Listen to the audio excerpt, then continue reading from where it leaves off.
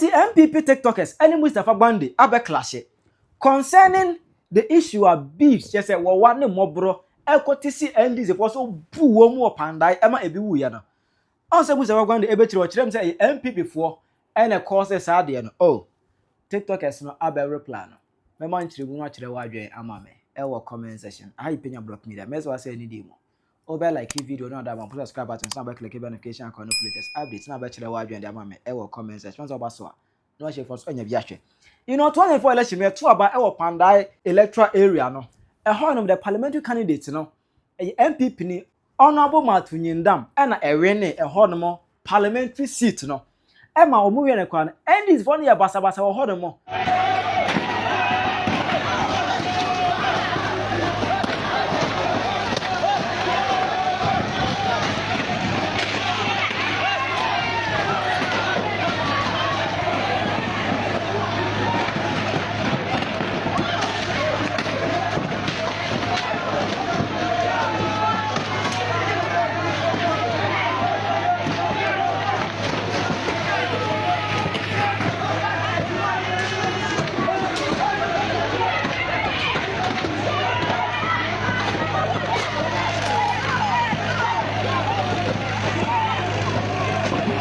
You according to them, believe say or think omo na ewene but we vote margin na over 3,000 actually but then for the still and to me from there no NPP no na say sworn in our speaker our house honomo yes sworn in our house honomo as you know the sitting MP for Pandai electoral area but yenka mi shem na nsia mu na ba say Tabale High Court akotena elections also nsi be room say there be o ma hu niam yi there should be a rerun.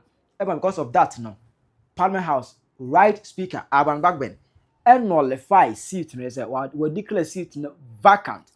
Now, you know, concerning that, when he said here, parties, both NPP and NDC, no, Obiabe started Aprabo, because you were 2 weeks, according to EC, no, you were 2 weeks a day, 30th of December, I got to Abana, I will honor me, I cannot you know. It's not you may be at the preparation. Now, anyone, no, and my NDC for no go PMU.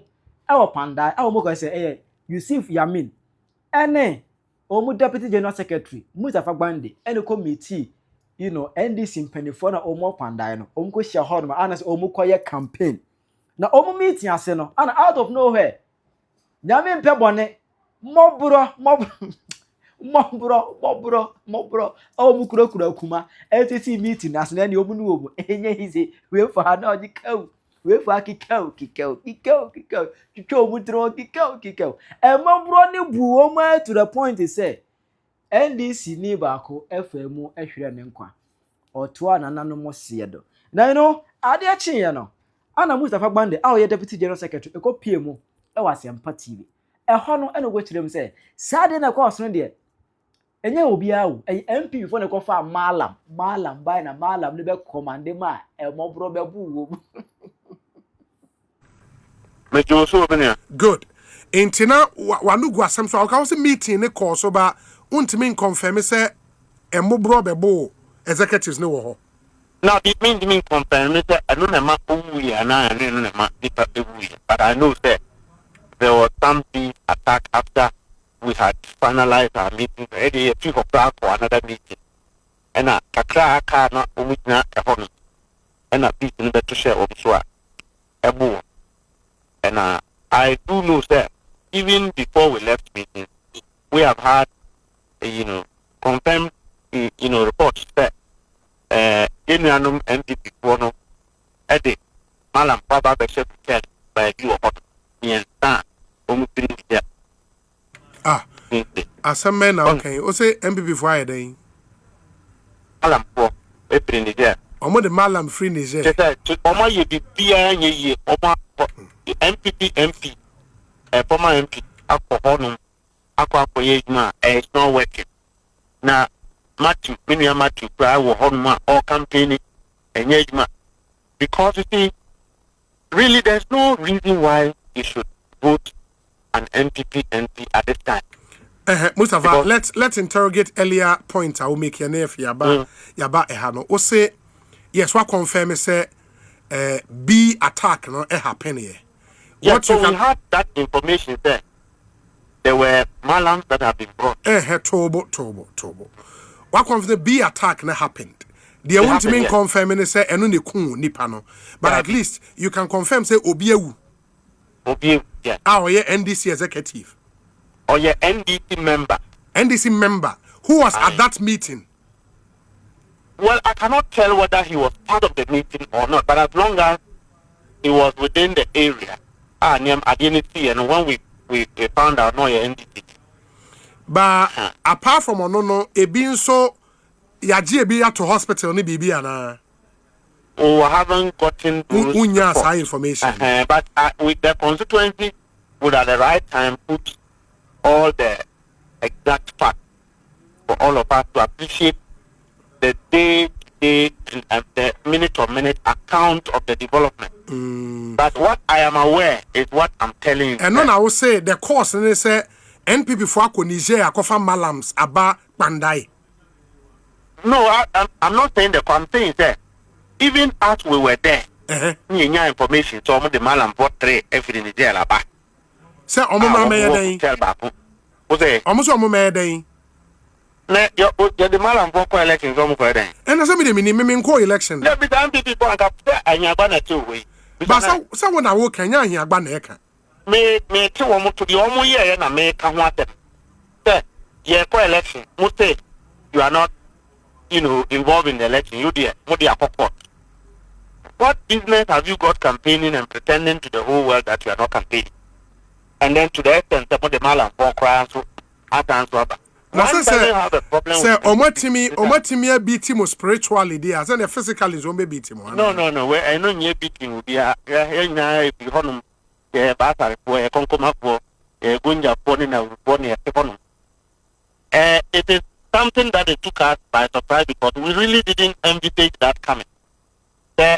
About poni na ya now we be akwa ye be se we see honum we are me papa no be honum. What I'm saying is not strange and it's not out of place. We know ourselves. Both Matthew and Honorable Nsala, NPI, they are from the same home. Any honum so a bastard and pony kokuma pony, when you're pokakana, will pokakati, will pokakani. We are very familiar with it. Now, I don't know how media as always here. TikTokers no. Abe clash with Mustapha Gbande. Yo, obviously, Musonfo Baba Manduni, Mesre.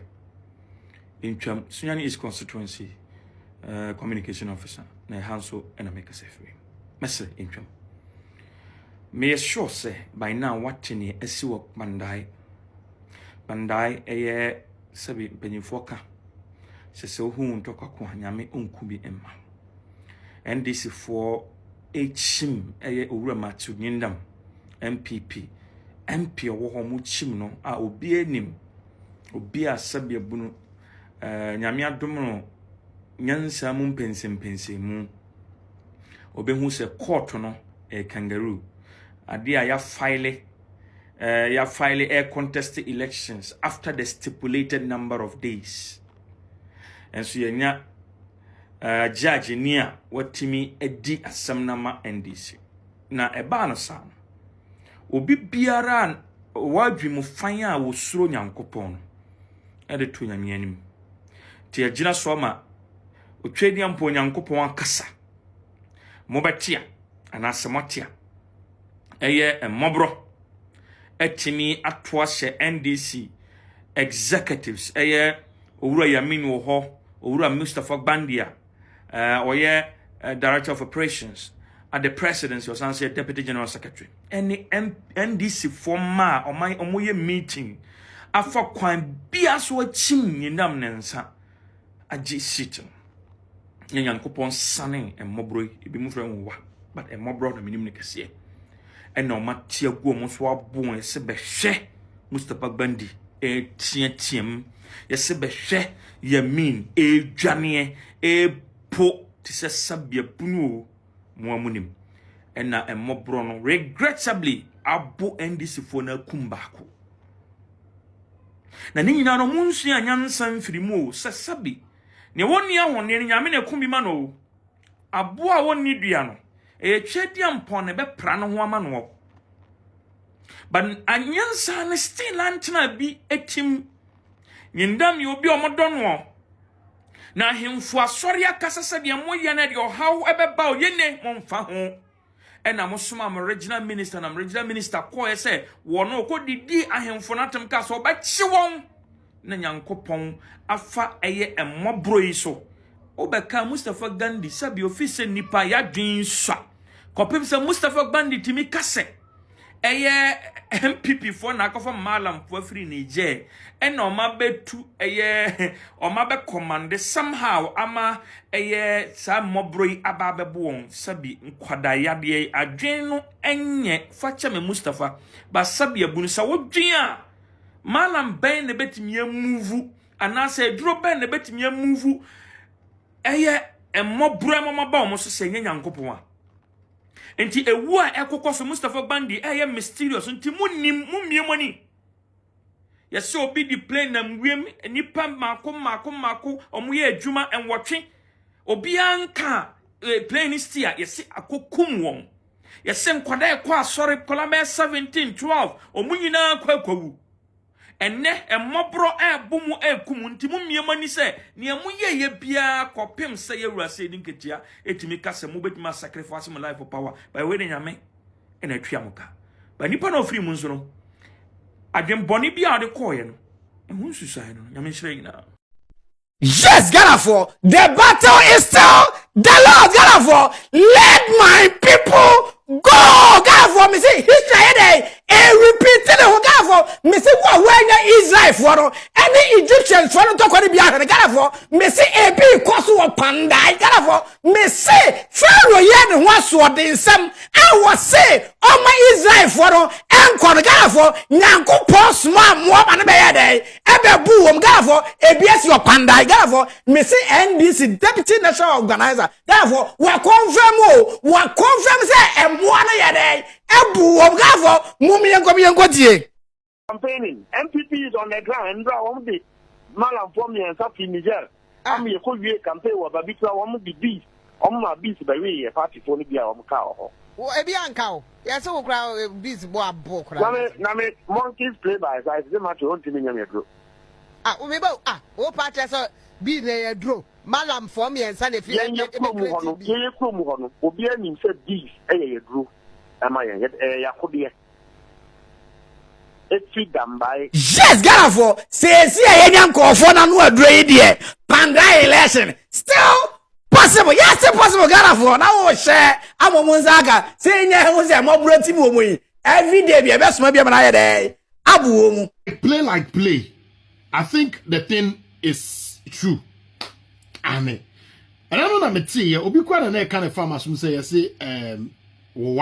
beats be akwa NDC for be a muye meeting be near the other. But I talk say of no social media any ye new man you may be any idea. Ave wo ha na ko na we be kana. I would say like until I saw this video. They can watch. Ewo Pandai a ni nyina ye NDC mpanimfo ye omukọ hyiamu na ene se Pandai edwa omanma ye mo anim sam se mrahye bedwamu no omo apai edwa ne sa adam panti e wose ekokoto eso aba we se nti party mpanimfo ne bi ene party ma ye o Pandai kokohia ye kofa adwen ekwa mbefa so na omo betoto abato ne ho ade emu campaign sam ne nkunimdie ayo omo dia free se bosumi de toso aduasa 30th December ene da ya ye to se ekwakoto sa akonya ne so aba ebram penifo chance omo fa adwene no na woni free atrakesiem national ewo ho bi Mustapha Gbande ena Joseph Yamin na woni free national ekoka woni ewo sa empesa no eso ehyamu na mu ana wowa beats ebogre mu womuto womu hugumu to womu hugu ni peso ema oba akokra de kwasi kamian boy wafamu ahwere ne nkwa na yedemu no akoto ketekrache ayasabia womo mochire se yempapai na yenhwe DC ye patin me ho adwiri mi o so the thing oh god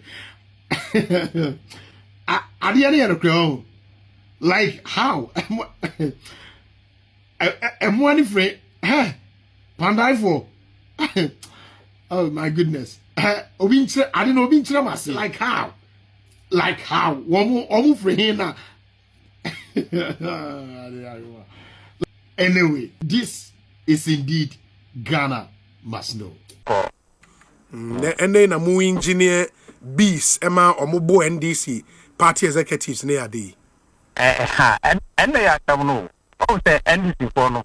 The last election, you mukoye short of one contionka and ma bees nabe abed to pay for their debt. I come on now all car me. Not as a Oman Quadasi. Oman Quadasi, that is the issue.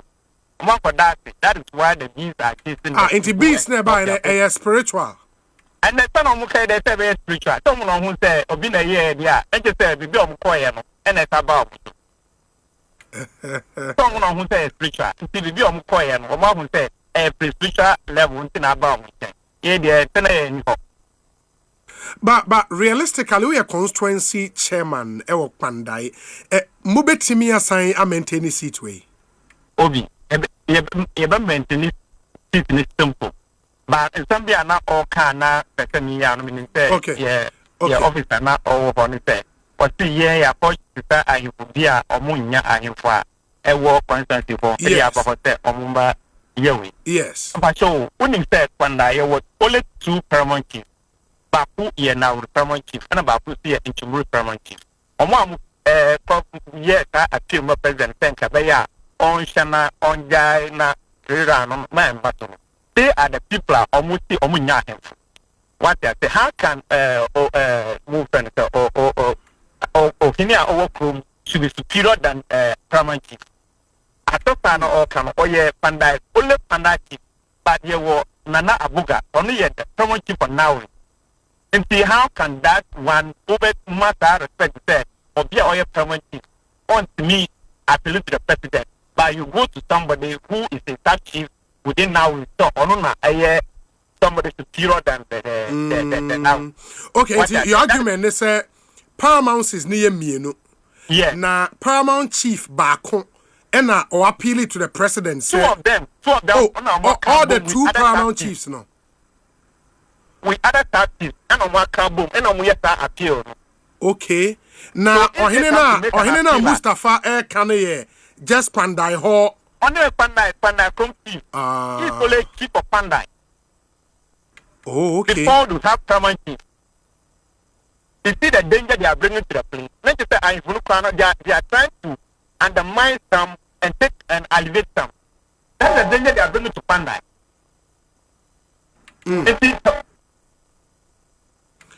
Yeah, and it's a big company with this. Why do you expect that even after the crown, you think there'll be a chief in Pandai? Because who are by your politics? Why your politics are we? Then the chiefs that we all worship there at our chiefs, no, you are not trying to take position. Yes, the chiefs are owned by and they are 2 permanent chiefs. So if Mustapha is saying that one is now like chiefs are only the original Mr. Prasi or Moon Street Pandai, how on earth can you come to a area? I know what I can't tell people. Regional minister. And Mustapha is trying to pass it while he says in Pandai. That is very dangerous.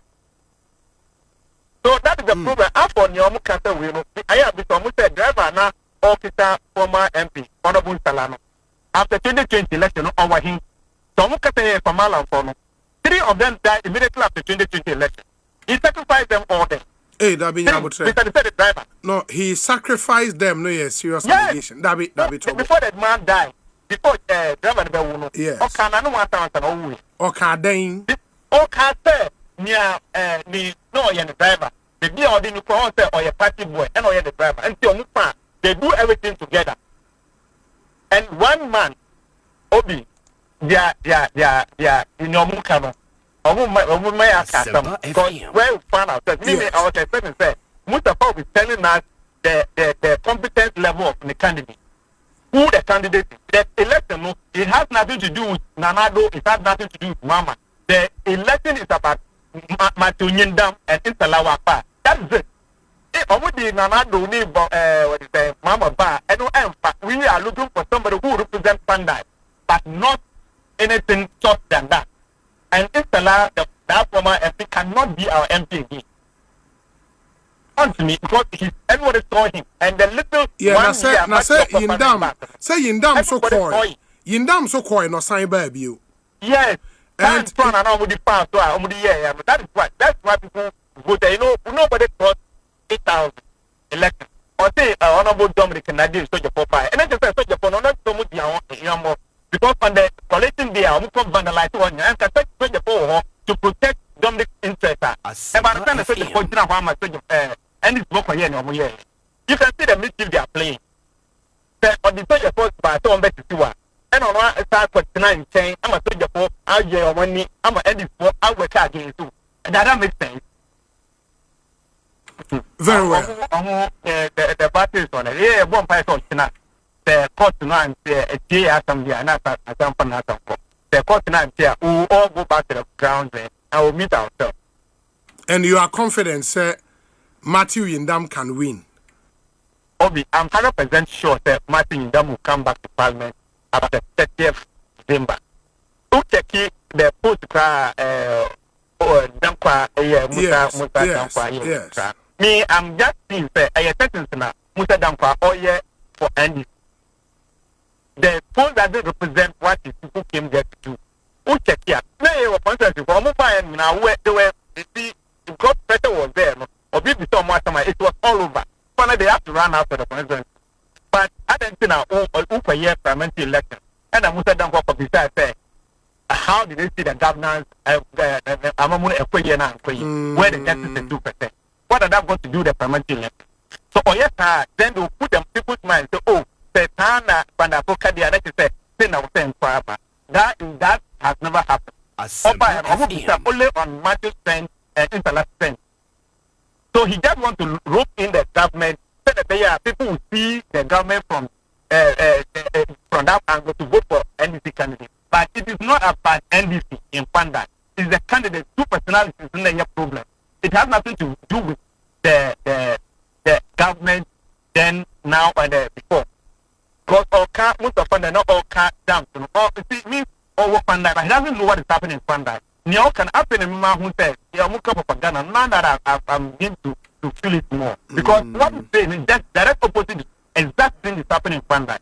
See, who are Panda, no car somewhere. Then what do I intend to achieve? Very well. Me, senior brother, Hunty, me, I will not waste his time. Me, that's it. Yes. One other thing, and it's earlier, you made the point about the sacrifices now, say, Nkofobi report is 2020 MP need your sacrifice. I think a very serious allegation because the MP is a specific person, an allegation way against this person. No, say won't me ma evidence bia now. Then you may want to withdraw that allegation. No, for your sake and for the sake of the platform, me pacho. Obi, me see, yes, it is that I'm not saying that I was there when I know. But who said? Say again. Nah. Who said? For the sake of the station, it was alleged said or you sue for sacrifice. But Mustapha is speaking as if said or and the NPP was my business said Uncle grew up. But that is okay. But we in that is what happened because you know when you're in a village, anything that happened, everybody is concerned. No beyond male person. Yeah, like, but I say, my village and MP's installation village is just 4 kilometers different. What I say, very well. The cost of villages, but if that's the case, the allegation was there. That one, I was not there when they were saying, but I say, I'm on for the boy. One say, for you are, you say, this say for year, son of what, look for you to say, to be said, then I'll cool. Those things were all answered. See, I know that me, I am not going to say that. Let me get up and I'm for your movie and I'm fine. But that is true, maybe for the sake of your station. That is what I'm going to say. It is an allegation that was leveled against the MP. About saying and the way, the driver of him. The guy suffered and he confessed a lot of things before he died. Very well. Today, why do you mommy? Comment section. I Penyah Block Media. We wish you a Merry Christmas. We wish you a Merry Christmas. We wish you a Merry Christmas. and a happy new year. Merry Christmas!